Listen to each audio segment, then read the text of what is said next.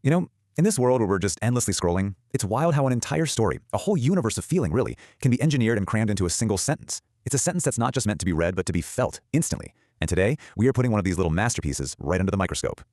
And here it is. I mean, look at that. It's a YouTube title that feels less like a title and more like a tiny little screenplay, right? You've got a hero, a desire, a conflict. You've even got villains, all packed into just 17 words. This right here is what we're going to tear down today. So on the surface, okay, it's a story about a sad puppy. But this title is just so perfectly built, so emotionally loaded, that you have to ask yourself a bigger question. What is its actual purpose? What's the real product being sold here? To figure that out, well, we have to take it apart piece by piece. All right, first things first, let's get into the how. We're going to deconstruct this title to see exactly how it's designed to go straight for the heart. The emotional engineering kicks off with the very first two words, poor puppy.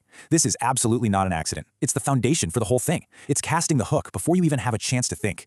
Now, what's so incredible about this phrase is just how efficient it is. Puppy gives us this innocent, universally beloved subject. Then you add poor, and boom, you've immediately framed it as a victim. In less than a second, we're not just neutral observers anymore. Our brains are already wired to feel empathy, to feel a little bit protective. Okay, so now the title takes that kind of abstract sadness, and it grounds it in this specific, almost ridiculously human situation. The puppy wants a samosa.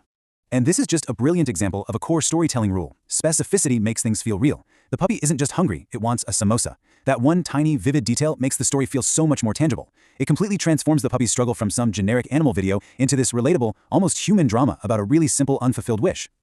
And just when our sympathy is pretty much maxed out, the title raises the stakes even higher. It introduces conflict, and maybe more importantly, it gives us villains. So, this is the crucial part. This isn't just about a puppy wanting a snack anymore. Now, it's a story about social injustice. You've got rich friends acting like bullies, which taps into these universal feelings we all have about fairness and class and just cruelty. The title doesn't just want you to feel sad for the puppy, it wants you to feel outraged on its behalf. So, we've seen how the title is built to play with our emotions. Now let's get to the central question, why? And the answer, well, it lies in the digital world that this video was created for. Welcome to what's called the attention economy. In a world with infinite content, the real currency isn't money, it's your focus. Every single creator, every platform is in this constant battle for just a few seconds of your time. And in that battle, emotion is the most powerful weapon they have. So this title isn't just a title, it's a very calculated strategy. The emotional hook is designed to make you click. That click, along with all the likes and comments that come from the outrage, it all sends a signal to the platform's algorithm saying, hey, people are engaging with this. The algorithm then promotes it, which leads to more views. See, the puppy story isn't the product, your engagement is. So we've seen the masterpiece of a story promised by the title. We get the economic reason it exists. But now we get to the most bizarre part of this entire thing. What is actually in the video? This is it. I'm not kidding. This is the entire video that came with that epic title. One word, a single Hindi character. After all that emotional build-up, this is the content. And that single word, ya, translates from Hindi into English as or. That's it. Not a puppy, no samosa, no rich friends, just or. The gap between what was promised and what was delivered is just staggering. So what in the world does this mean? Well, you could look at it in a couple of ways. Theory A, it's a glitch. Just a simple mistake, right? Someone uploaded the wrong file with the wrong title, no deeper meaning.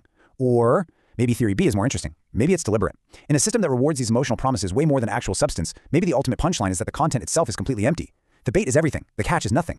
And ultimately, the video's content, or, lack of content, is the perfect metaphor for the title itself. It's a hollow promise. It shows us a system where the story used to grab our attention can be completely disconnected from reality.